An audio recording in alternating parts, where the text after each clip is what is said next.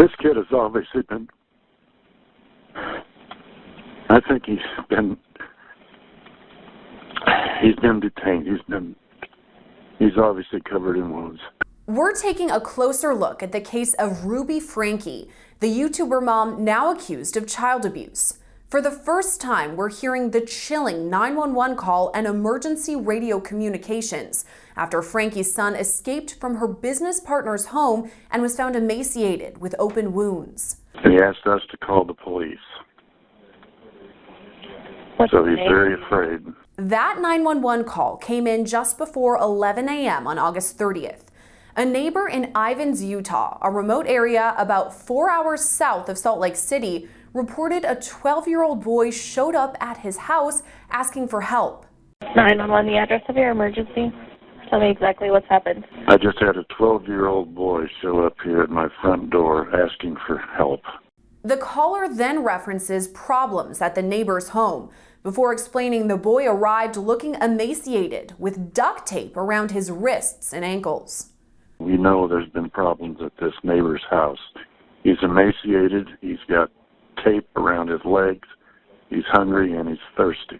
Officials later determined the boy's mother is Ruby Franke, the YouTuber behind the 8 Passengers channel. Once boasting more than 2 million subscribers, the channel is now defunct after being terminated. My gosh, you guys, having kids is so much fun.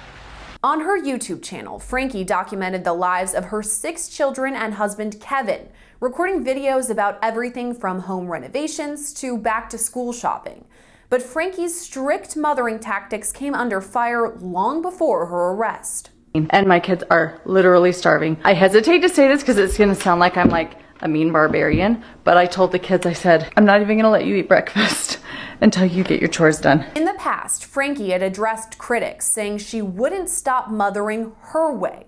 Online who hate me, who would like to cancel me, who would like to see me either burn in hell, as I have told, or disappear off the face of the earth.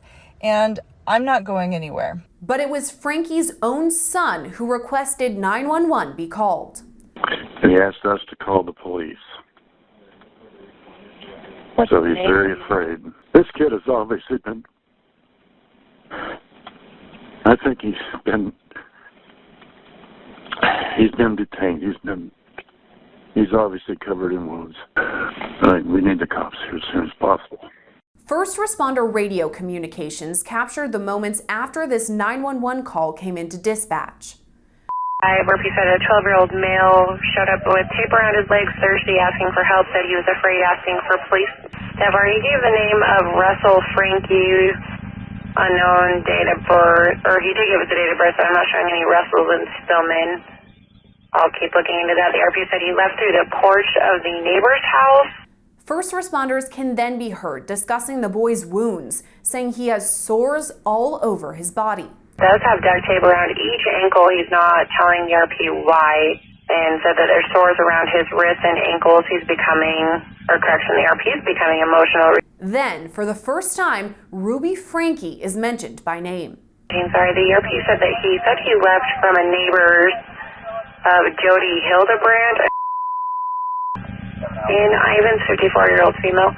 Not sure if they're related. When asking the RP's parents info, he said his mom is Ruby Franke, unknown where she lives. First responders also mentioned Jody Hildebrand, whose home Franke's son escaped from.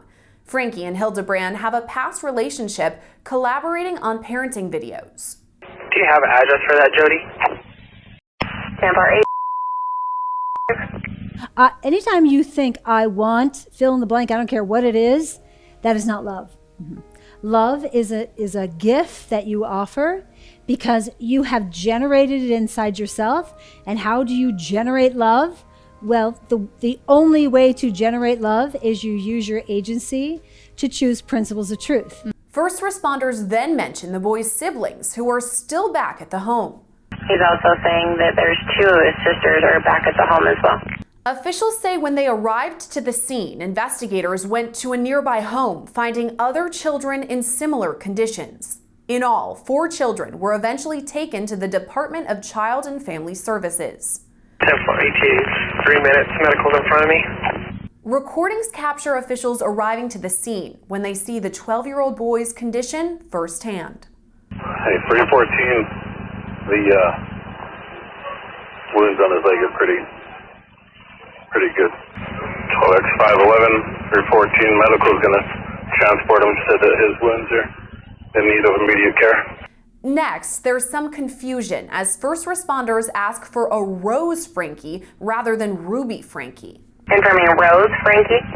But officials quickly realize it's Ruby Franke that they're looking for. 7-7, I don't have any Rose Frankies coming back in Stillman or in Utah. I did find a Ruby Franke, which I sent to 12X11, showing an address out of Springville. However, only involvement is a traffic offense a couple days ago. Additional first responders again comment on the boy's condition. 12X11, 314 as well. The child looks very emaciated. Officials then discuss the next steps, deciding the boy needs medical care. Or you want medical to hold off to transport to the hospital? We need to get some photographs first. 10-4, we're going to have him hold here. Yeah, if he's alert and breathing, just hang out and wait for us, please.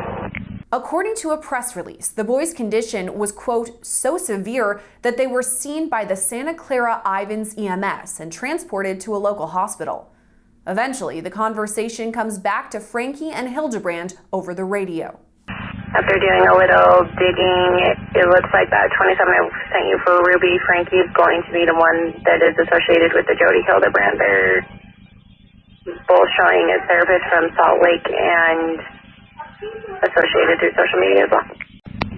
Control 12X11, does she have an address in Springville? Yeah, 10-4, she's showing up in Salt Lake. Per her Facebook, her and Jody both are therapists showing addresses up or locations for their work up in Salt Lake as well. Copy, yeah. 10-4, that's going to be the mom. What's the address for that Jody Hildebrand? Sorry, which address for Jody? Do you have an address for her in Kansas? Yeah, 10-4, she's just a few streets up showing the address of. At this point, first responders search Hildebrand's home.